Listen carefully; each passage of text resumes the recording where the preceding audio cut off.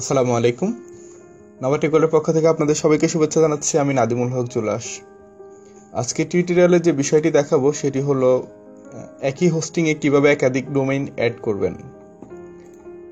উদাহরণ হিসাবে আমরা ধরে নেই আমরা একটা ডোমেইন abc.com এটাকে একটা হোস্টিংয়ে অ্যাড করে নিয়েছি এবং সেই হোস্টিংয়ে সি প্যানেলে ঢুকতে হলে আমাদেরকে abc.com/cpanel এটা দিয়ে ঢুকতে হয়। অর্থাৎ এই হোস্টিংটা মূলত abc.com এর নামে নিয়ে নেওয়া হয়েছে।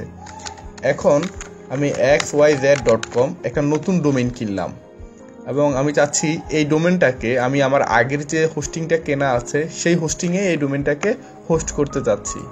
এটা কিভাবে করবেন সেটা মূলত আমি আজকের এই টিউটোরিয়ালে দেখাবো।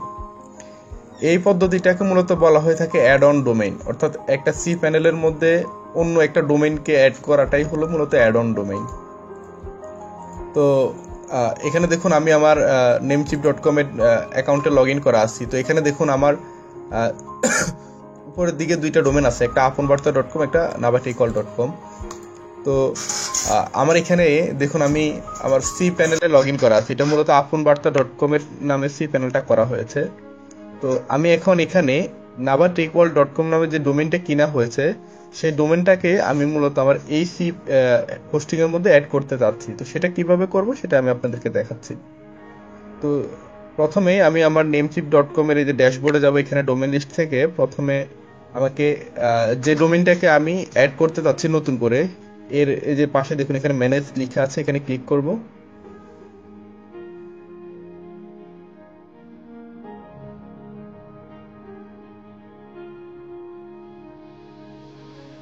ওকে, এখানে দেখুন নেম সার্ভার নামে একটা অপশন আছে। এই নেম সার্ভার থেকে যেহেতু আমি নেমচিপের হোস্টিং এর মধ্যে এটাকে হোস্ট করতে যাচ্ছি সেই জন্য আমি দেখুন এখানে দ্বিতীয় যে অপশনটা নেম সার্ভার থেকে নেমচিপ ওয়েব হোস্টিং ডিএনএস এটা সিলেক্ট করব। সিলেক্ট করে সেভ করে দেব। হ্যাঁ, সেভ হয়ে গেছে। তো আমরা এখন আমাদের সি প্যানেলে চলে আসব। সি প্যানেলে চলে আসার পরে দেখুন এখানে অ্যাড অন ডোমেইনস নামে একটা অপশন আছে। এটা ডোমেইন সেকশনের মধ্যে পাবেন, যে কোনো ধরনের হোস্টিং এ গেলে এটা আপনি পাবেন, অ্যাড অন ডোমেইনস। এটাতে ক্লিক করুন।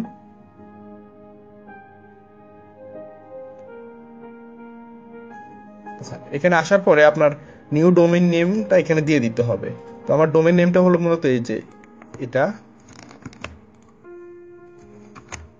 আমি ডোমেইন নেমটা দিয়ে দিলাম। দিয়ে দেওয়ার পরে শুধু বাইরে একটা ক্লিক করলে দেখুন এখানে বাকি দুইটা অপশন অটোমেটিক ফিল আপ হয়ে গেছে।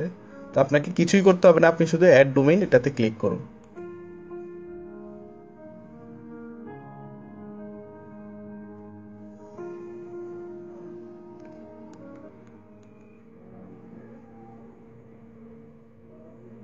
ওকে, দেখুন এখানে দেখাচ্ছে the add on domain navatekol.com has been created, অর্থাৎ আমার অ্যাড অন ডোমেইনটি এখানে অ্যাড হয়ে গেছে। এখন আমি চাইলে